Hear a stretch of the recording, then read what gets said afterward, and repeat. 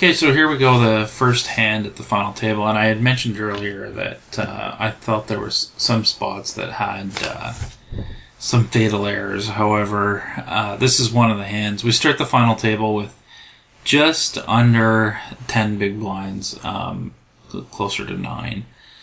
And I guess at this point, we're on the button. We have a very playable hand on the button. And I think that the issue with this hand, I'm just going to start playing it, and you'll see what happens. We get 2 limps, and it's a folded dust. And I guess my issue with shoving here is I just really feel like it's going to be almost impossible to get these guys to fold. With the stack sizes they have now, you can see this guy is 318k, 3.1 million, and this guy is 2.1 million.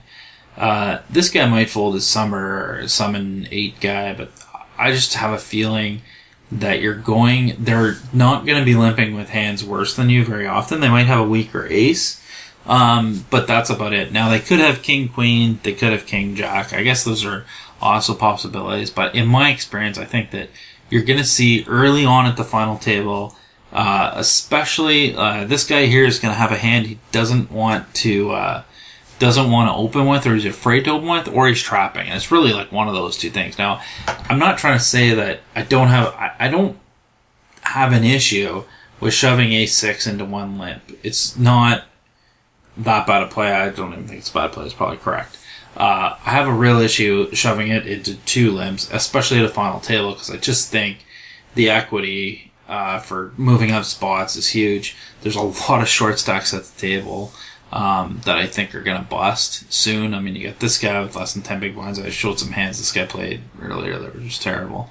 And I just think you're going to find some better spots. And because you're on the button, you're going to have a whole bunch of hands before you hit the big blind again. Obviously, you don't want to hit the big blind again without making some kind of move.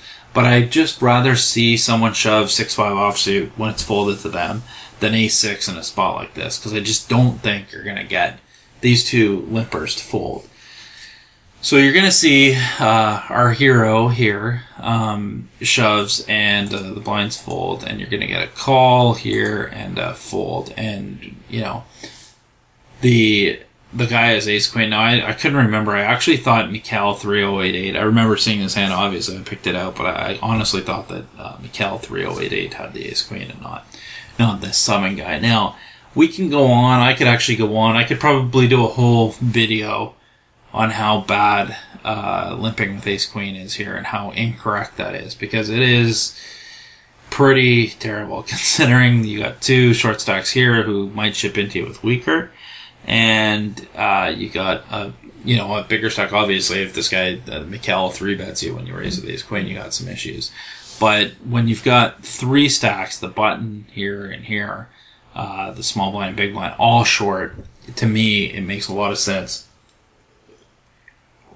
to be opening ace-queen and calling a shove instantly with someone with 10 big blinds. Now, limping with it, the issue I have with limping with it is you're going to see a free flop often 4 ways or 3 ways, usually 3 ways, but you're going to see a free flop and you're not going to have any idea what to do after the flop if you don't hit the board.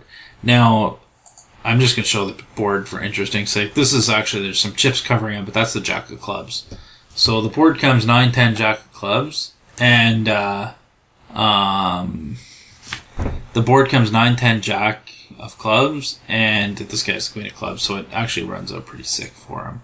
And board double pairs, and we actually have life.